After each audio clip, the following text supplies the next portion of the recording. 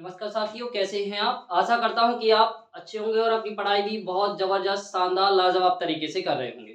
तो हम लोग अभी जो टॉपिक चल रहा था हमारा,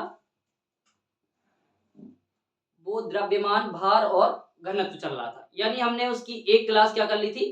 कंप्लीट कर ली थी। अब हम इसके बाद अगली क्लास की तरफ बढ़ते हैं। इससे पहले बढ़ने से पहले आपके लिए एक और मोटिवेशन कोट लेके आया हूँ। तू हँस, तू मुस्कुरा।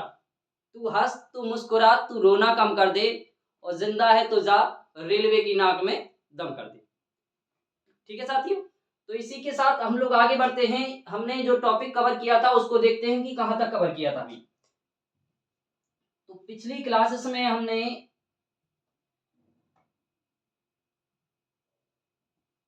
गुरुत्वाकर्षण नियतांक तक क्या कर लिया था? सार्वत्रिक नियतांक तक। यानी कहाँ तक हो गया था? सार्वत्रिक नियतांक। यहां तक हमने क्या कर लिया था? कवर कर लिया था। यानी कितना आ गया था? आपका आ गया था G equal m1 m2 upon r square. ये आपका क्या आ गया था? इसकी वैल्यू इतनी आ गई थी। अब इसके बाद हम लोगों को आगे बढ़ना है। तो सबसे पहले आगे बढ़ते हैं। देखिए अब क्या, इसके बाद है गुरुत्वीय त्वरण यानी स्मॉल जी। बात करते हैं गुरुत्वीय त्वरण।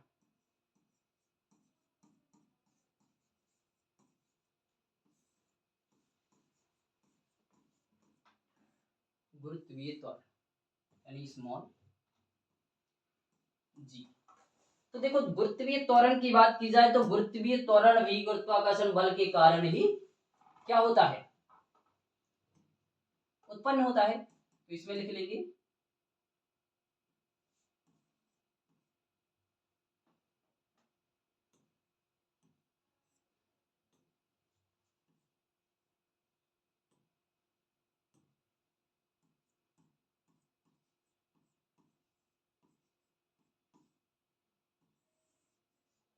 गुरुत्वाकर्षण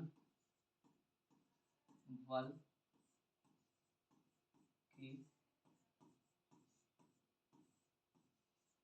कारण ही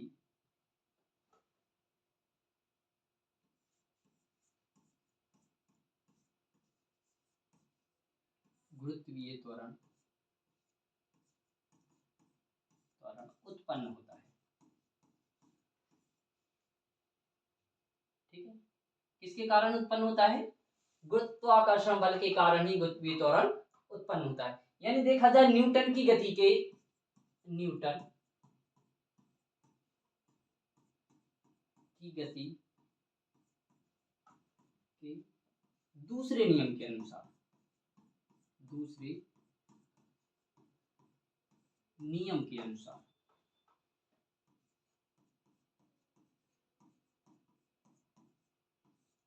तो दूसरे नियम के अनुसार देखते हैं। तो दूसरे नियम के अनुसार क्या होगा?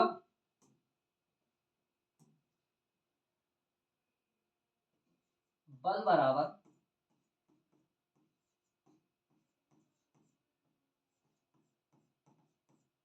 द्रव्यमान इंटू त्वरण। ठीक है? तो द्रव्यमान इंटू त्वरण क्या हो जाएगा? F बराबर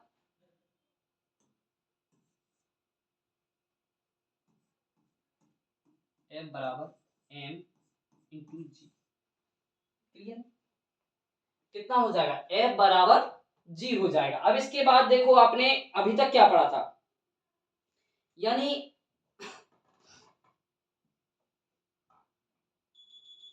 स्मॉल जी बराबर क्या पढ़ा था आपने? स्मॉल जी बराबर हमने पढ़ा था, सॉरी, कैपिटल जी बराबर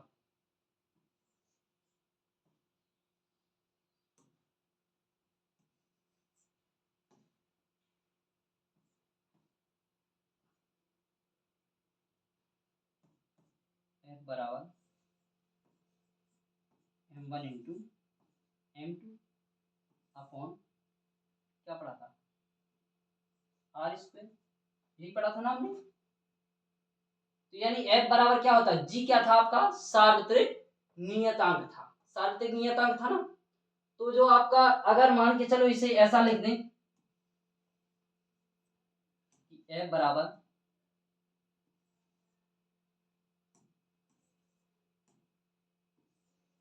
G एम ई और M upon capital R R E square.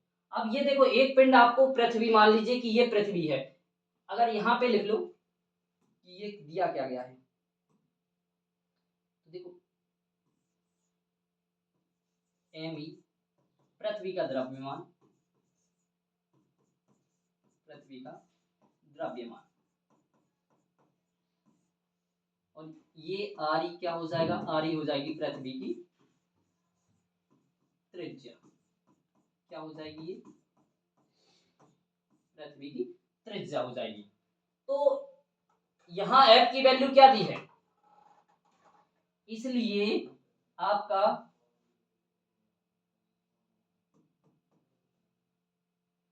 क्या हो जाएगा, एम जी बराबर हो जाएगा capital G M E M upon R E का स्क्वायर।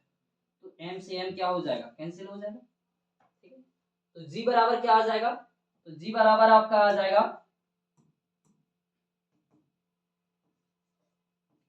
स्मॉल जी बराबर आ जाएगा G M E upon R E square, ठीक है। इतना नोट कर लीजिए।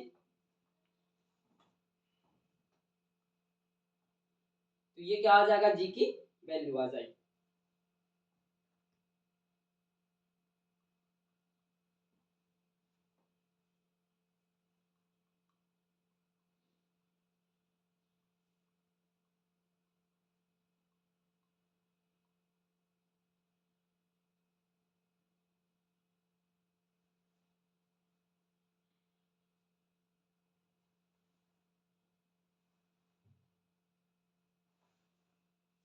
हो गया, आगे बढ़ते हैं।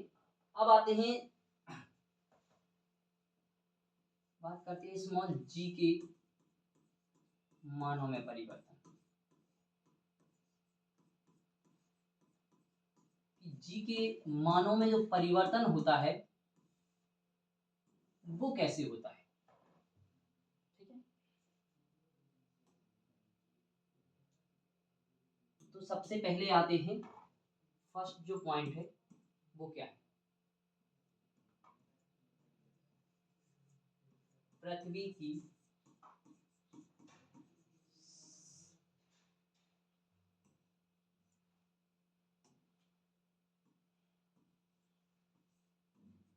सतह से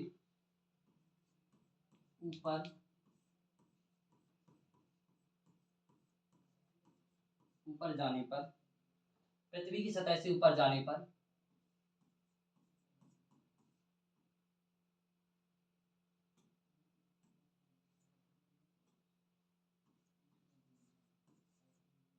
गुरुत्वीय त्वरण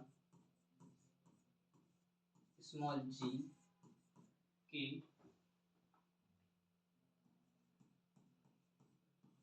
मान में कमी आती है। क्या आती है, यानी पृथ्वी की सतह से जैसे ही हम लोग ऊपर जाएंगे तो जी के मान में क्या आ जाएगी, जी के मान में कमी आएगी। यानी अगर कोई द्रव्य, कोई पिंड है और वह हम उसको पृथ्वी से किसी ऊंचाई पर ले जाते हैं तो उसके मान में क्या आ जाती है, तो उस पर जो गुरुत्वीय त्वरण यानी जो लग रही जो गुरुत्वीय त्वरण है उसके मान में क्या आ जाएगी, कमी आ जाएगी, ठीक है।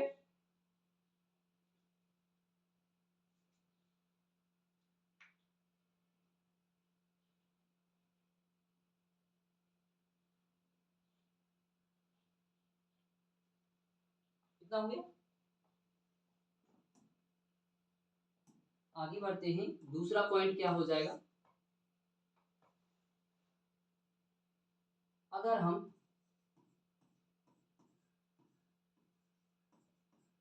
अगर हम पृथ्वी की पृथ्वी के अंदर यानी गहराई में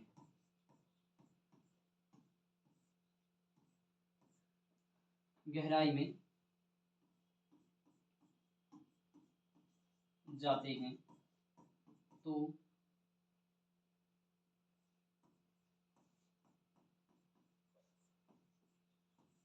गुरुत्वीय त्वरण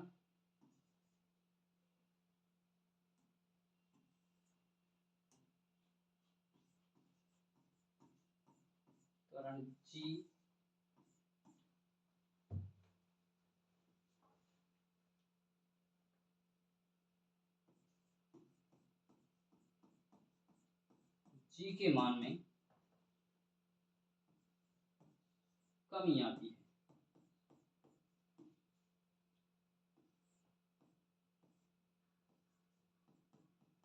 यानी देखिए, हम अगर किसी वस्तु या पिंड को पृथ्वी से ऊंचाई पर ले जाते हैं तो भी गुरुत्वीय त्वरण के मान में क्या आती है? कमी आती है। और अगर गहराई में यानी पृथ्वी के अंदर ले जाएं तो भी क्या आती है? गुरुत्वीय त्वरण के मान में कमी ही आती है। यानी आप चाहे ऊपर जाइए या नीचे जाइए, दोनों जगह क्या होगा? गुरुत्वीय त्वरण के मान में क्या आएगी? कमी आएगी। क्लियर इतना? आगे और बढ़े तो आगे देखिए, तीसरा जो पॉइंट है,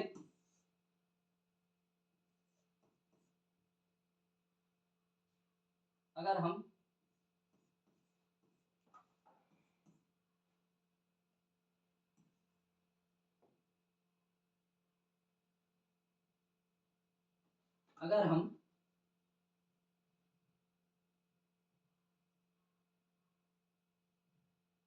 पृथ्वी के केंद्र में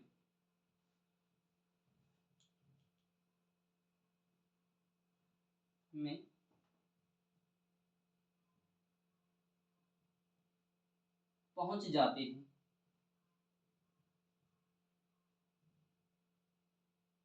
अगर हम पृथ्वी के केंद्र में पहुंच जाते हैं तो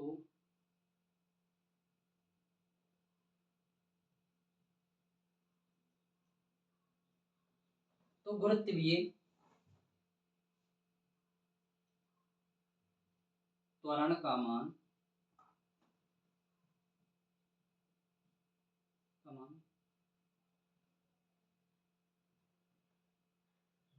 शून्य हो जाएगा।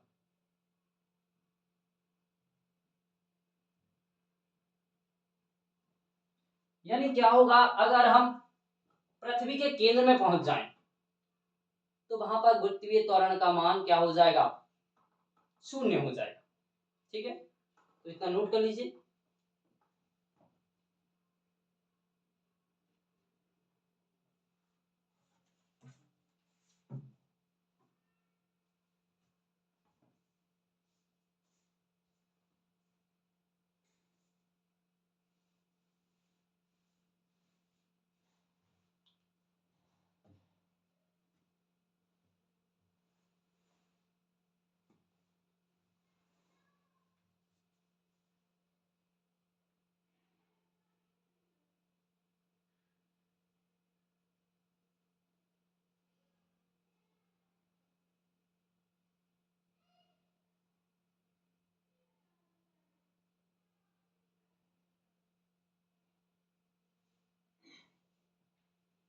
हो गया इतना?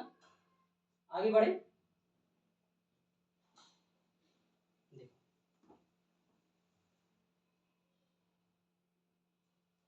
अगला जो पॉइंट है, यानी परिवर्तन कैसे हुआ। देखो,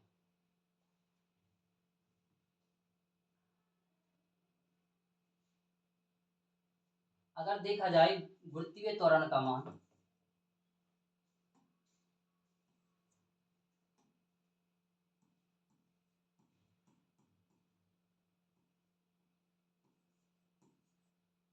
गुरुत्वीय त्वरण का मान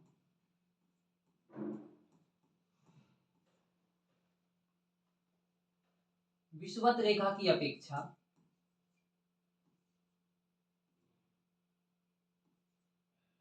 विषुवत रेखा की अपेक्षा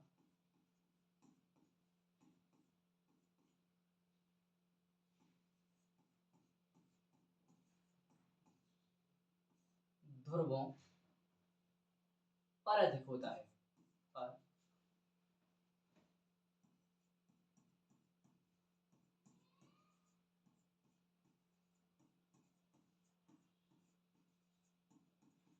क्या होता है? पृथ्वी त्वरण का मान विषुवत रेखा की अपेक्षा ध्रुवों पर क्या होता है? अधिक होता है। अब देखा जाए यानी क्या होगा,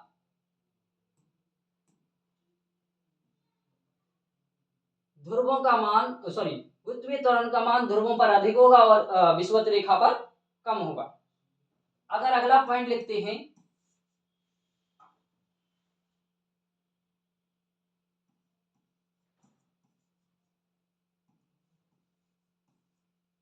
विषुवत रेखा से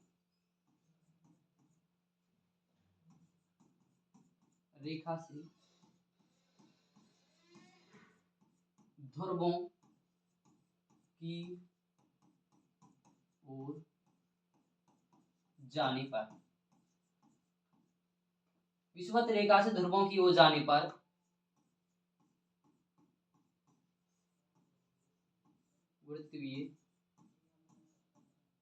वृत्तीय त्वरण का मान बढ़ता है। क्या होता है? अगर हम विषुवत रेखा से ध्रुवों की तरफ जाएंगे तो क्या होगा, वहां पर आपका जैसे ही ध्रुवों की तरफ जाते ट्रेवल करेंगे तो वहां पर हमारा जो जी का मान है यानी गुरुत्वीय त्वरण है वो क्या हो जाएगा, बढ़ता जाएगा। जैसे ये अगर ये पृथ्वी है, ये दिख रहा है,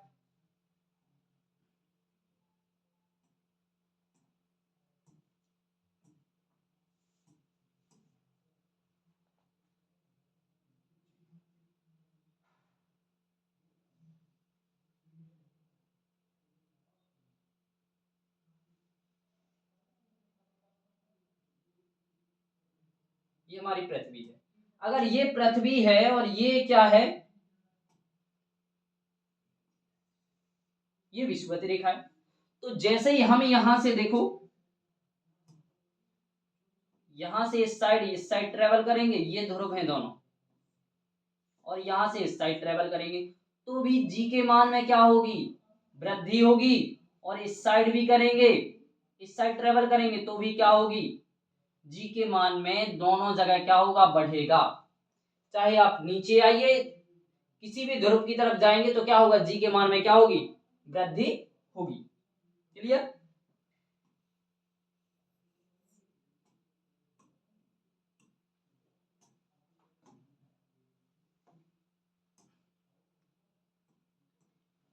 ठीक है, अगला जो पॉइंट है वो क्या है,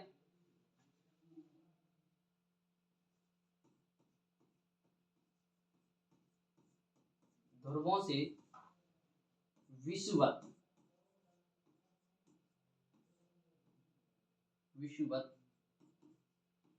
रेखा की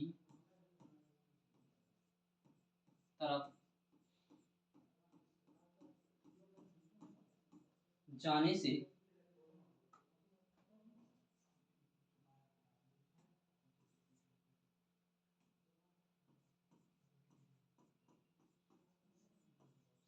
गुरुत्वीय त्वरण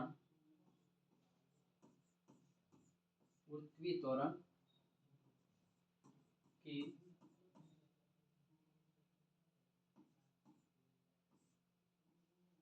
मान में कमी आती है।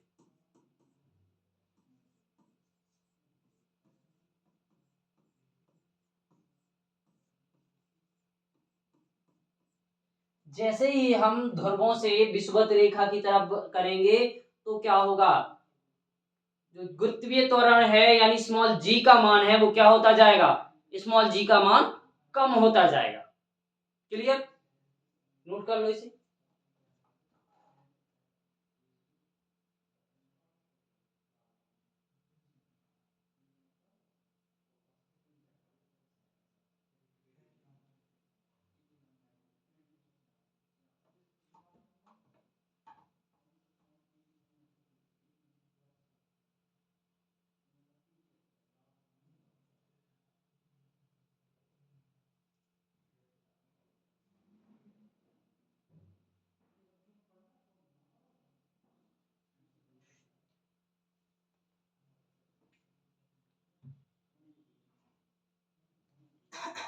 कितना हो गया।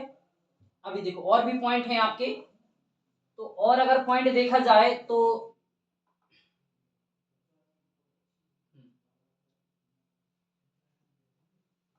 अगला जो पॉइंट है वो देखो,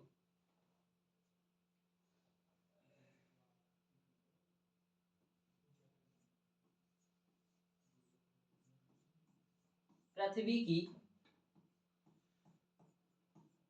गति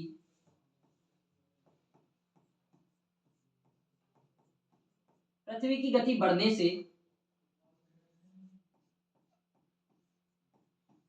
ध्रुवों पर जी का मान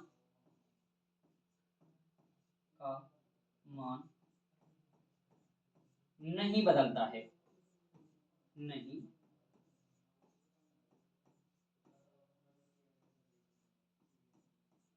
नहीं बदलता है। अगर देखो पृथ्वी की गति भी बढ़ जाए ना, तो जो ध्रुवों पर रहेंगे हम, तब उस जी के मान में कोई परिवर्तन नहीं होगा, ठीक है। लेकिन अगर यही दूसरी जगह अगर हम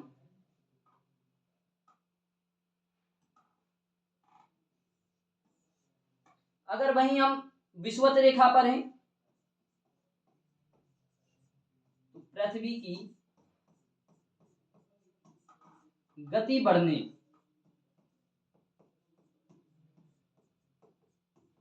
पृथ्वी की गति बढ़ने से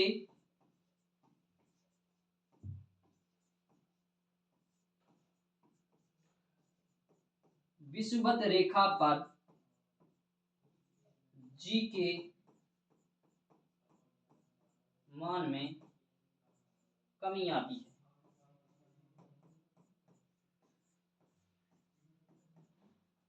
है, और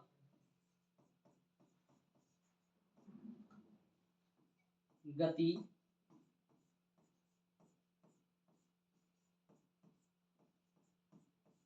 कम होने से जी के मान में वृद्धि होती है। क्या होती है?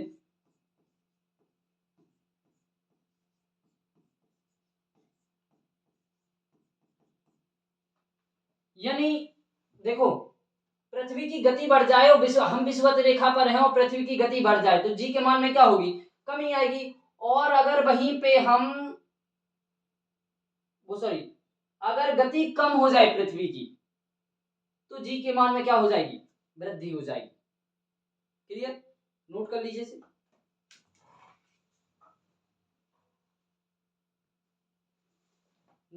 इतना नोट हो गया, तो आगे बढ़ते हैं। अभी कुछ और पॉइंट्स हैं इसमें। तो अगला जो पॉइंट है वो देखिए क्या है। अगर पृथ्वी की जितनी गति है ना, इससे अगर 17 गुना ज्यादा कर दी जाए, यानी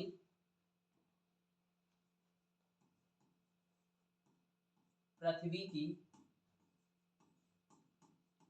वर्तमान घूर्णन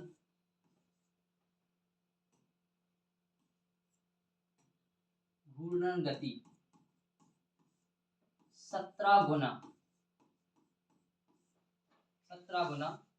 कर दी जाए,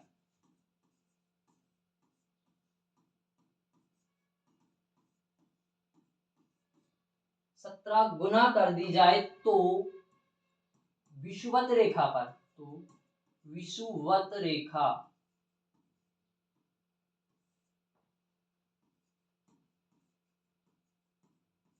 रेखा पर जी का मान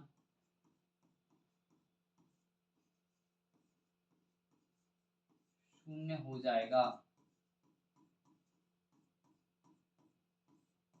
ठीक है, ये हो गया। इससे रिलेटेड एक और पॉइंट बनता है, वो क्या है? अगर पृथ्वी से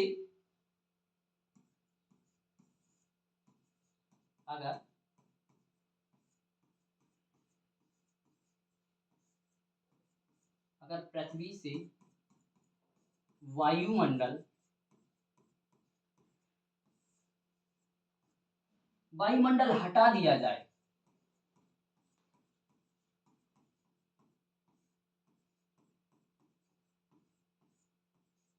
तो दिन की अवधि घट जाएगी। क्या हो जाएगा? दिन की अवधि घट जाएगी।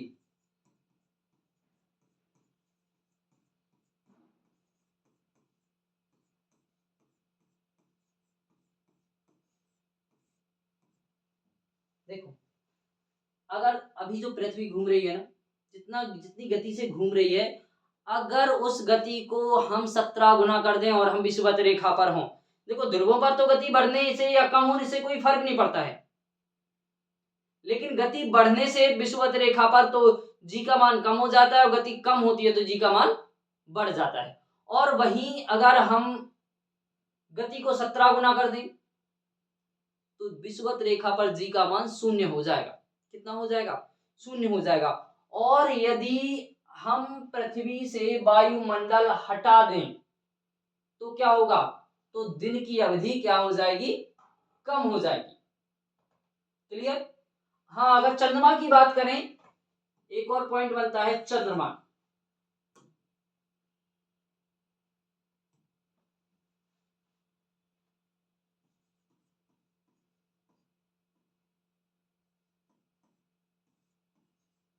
चंद्रमा का गुरुत्वीय त्वरण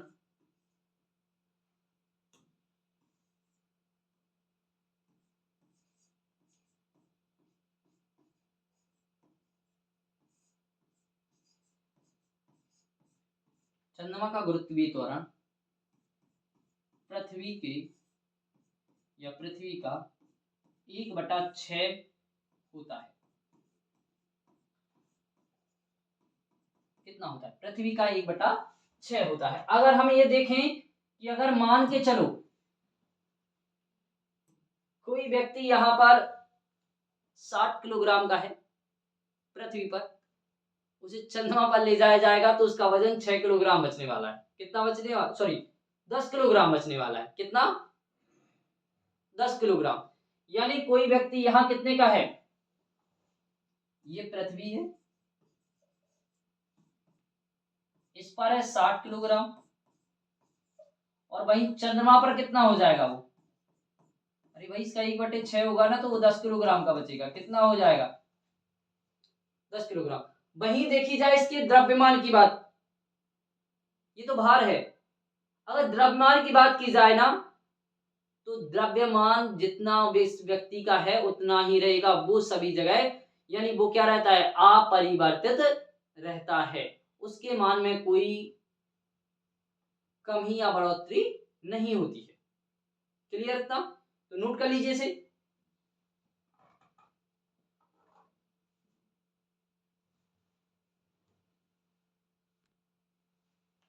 नोट हो गया? आगे बढ़े तो ये अपने कुछ जी के मान में परिवर्तन हो रहे थे। अब जी के मान में कुछ और दशाएं होती हैं जिनमें जहां परिवर्तन हो जाता है, वो क्या है? वो आपकी लिफ्ट है। क्या है? लिफ्ट। यानी लिफ्ट के बारे में पढ़ना है हमें। किसके बारे में? लिफ्ट। लिफ्ट। ठीक है, ये हमें लिफ्ट के बारे में पढ़ना है। अब देखो, लिफ्ट में देखा जाए तो लिफ्ट क्या है? तो लिफ्ट की बात की जाए तो लिफ्ट एक यांत्रिक मशीन है। कैसी मशीन है? यांत्रिक मशीन है।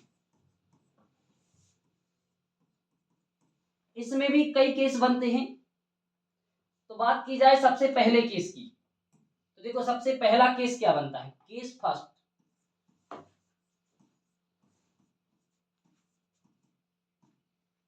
ठीक है, यानी केस जो फर्स्ट बनता है वो क्या रहता है?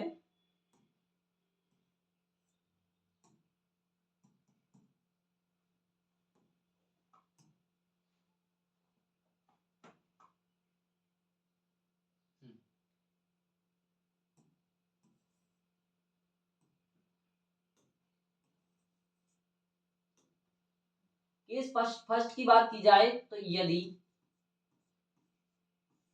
यदि लिफ्ट लिफ्ट एक समान वेग एक समान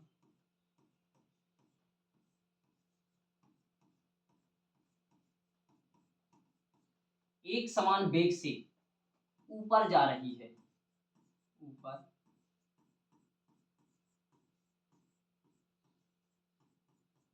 ऊपर जा रही है, तो इस स्थिति में क्या होगा? तो इस स्थिति में व्यक्ति का भार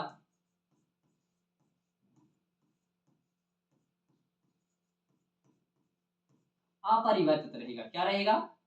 अपरिवर्तित रहेगा,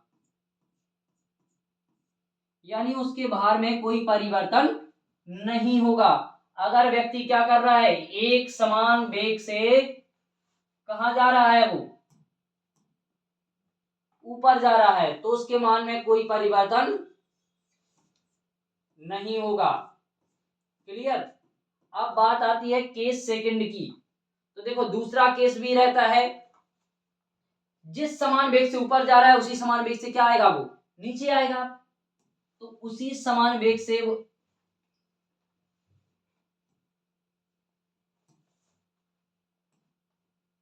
यदि लिफ्ट एक समान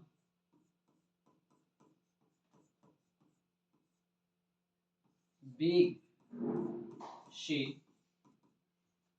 नीचे जा रही है, नीचे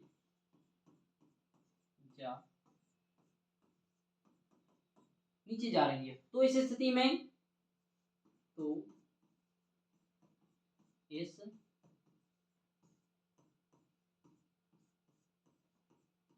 इस स्थिति में व्यक्ति का भार अपरिवर्तित रहेगा। क्या रहेगा?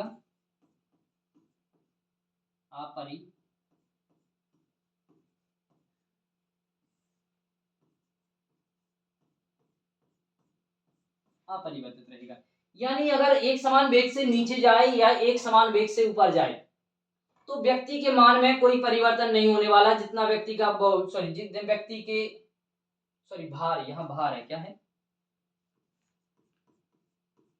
व्यक्ति का भार क्या रहेगा? अपरिवर्तित रहेगा। क्लियर?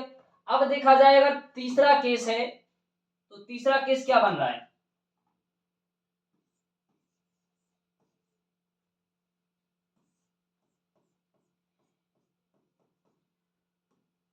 तो तीसरे केस की बात की जाती है, तो देखिए तीसरा केस है आपका,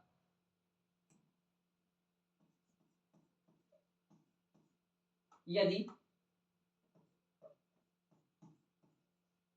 लिफ्ट त्वरण के साथ ऊपर जा रही है,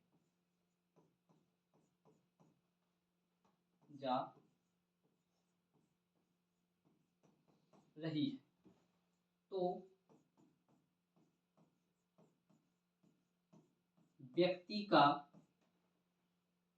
भार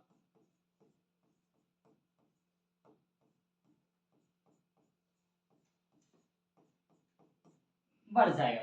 यानी अगर एक समान वेग से त्वरण के साथ कहां जा रही है? ऊपर जा रही है, और जब त्वरण के साथ ऊपर जा रही हो तो क्या हो जाएगा? व्यक्ति का भार क्या हो जाएगा? बढ़ जाएगा।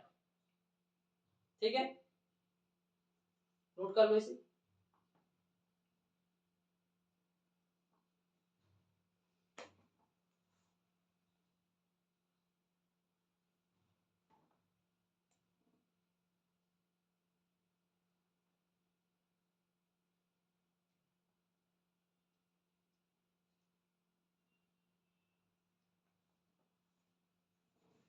नोट हो गया? आगे बढ़े। अब बात करते हैं केस 4 की।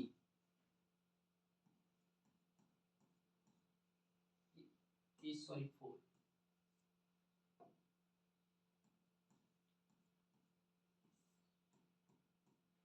केस 4 केस 4 में क्या होगा, यदि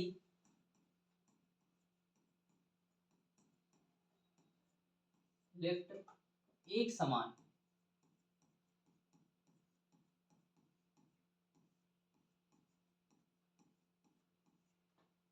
त्वरण से नीचे जा रही है,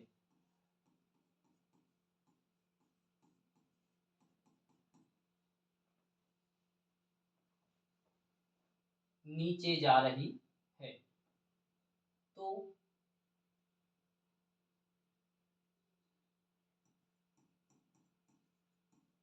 इस स्थिति में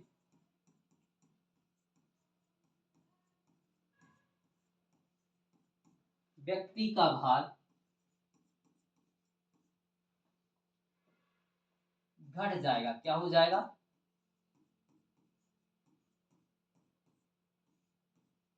व्यक्ति का भार घट जाएगा। यानी अगर एक समान त्वरण से नीचे आ रही है ना, तो क्या हो जाएगा, व्यक्ति का भार घट जाएगा।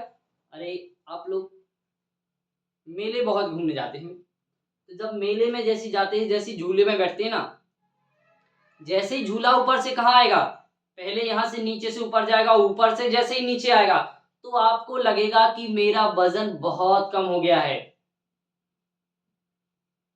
तो वहां पर क्या हो जाता है, यानी जो भार होता है व्यक्ति का भार क्या हो जाएगा, घट जाएगा। ठीक है, तो ये आपका केस 4 हो गया।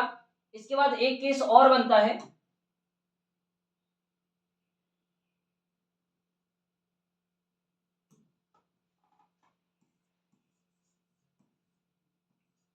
केस अगला,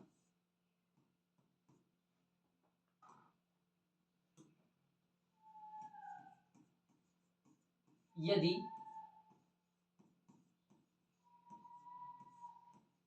लिफ्ट की रस्सी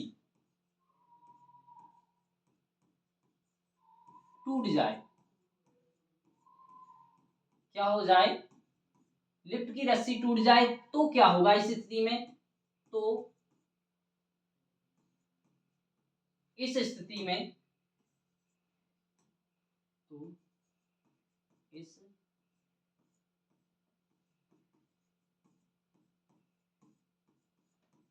इस स्थिति में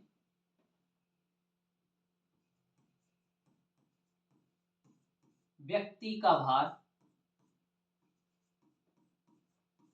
शून्य हो जाएगा। क्या हो जाएगा, शून्य हो जाएगा। ठीक है, यानी कोई व्यक्ति लिफ्ट में बैठा है और अचानक से क्या हो जाए, उसकी रस्सी टूट जाएगी। जब रस्सी टूट जाएगी तो फिर क्या होगा, वो आपकी लिफ्ट गुरुत्वीय त्वरण से कहाँ आएगी, नीचे आई। गुरुत्वीय त्वरण से याद आया, एक आपका यहाँ जो पिछले में मैंने ये बताया था आपको, यहाँ पर क्या है, एक समान है, क्या है, एक समान, सॉरी,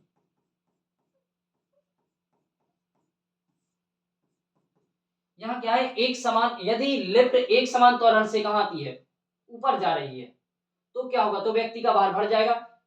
और यहां जो हमने इस स्थिति में क्या किया था, यानी इस स्थिति में व्यक्ति का भार शून्य हो जाएगा। जब रस्सी टूटेगी तो त्वरण के साथ क्या आएगी, लिफ्ट नीचे आएगी, और लिफ्ट जब त्वरण से आएगी तो व्यक्ति का भार क्या हो जाएगा, व्यक्ति का भार शून्य हो जाएगा। क्लियर। अब इसके साथ एक और आपकी एक और केस रह गया, वो केस क्या है, ये केस 6 है, केस नंबर 6।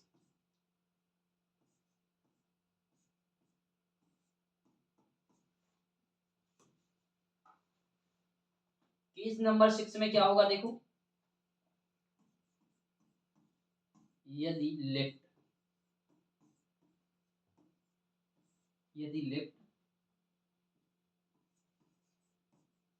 त्वरण से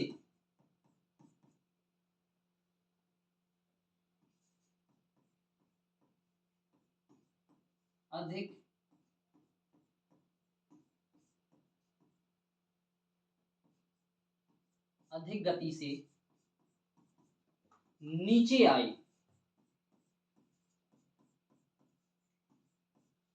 नीचे आए तो इस स्थिति में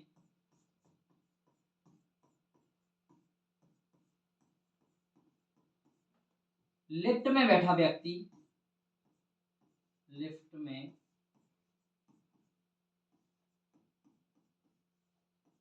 बैठा व्यक्ति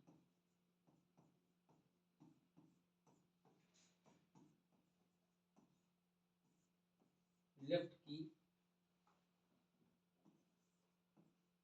छत से टकरा जाएगा।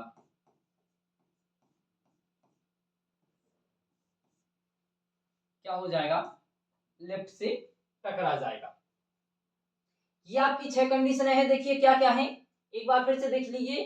लिफ्ट क्या है? लिफ्ट एक सरल यांत्रिक मशीन है। यदि लिफ्ट एक समान वेग से कहाँ ऊपर जा रही है तो व्यक्ति का भार क्या रहेगा? व्यक्ति का भार अपरिवर्तित रहेगा। और अगर यदि वही एक समान वेग से लिफ्ट नीचे जा रही है तो भी क्या रहेगा? अपरिवर्तित रहेगा भार। और अगर एक समान त्वरण से ऊपर जा रही है तो क्या हो जाएगा? व्यक्ति का भार बढ़ जाएगा। ठीक है, क्या हो जाएगा? भार बढ़ जाएगा ना। और दूसरी जगह अगर यहां पर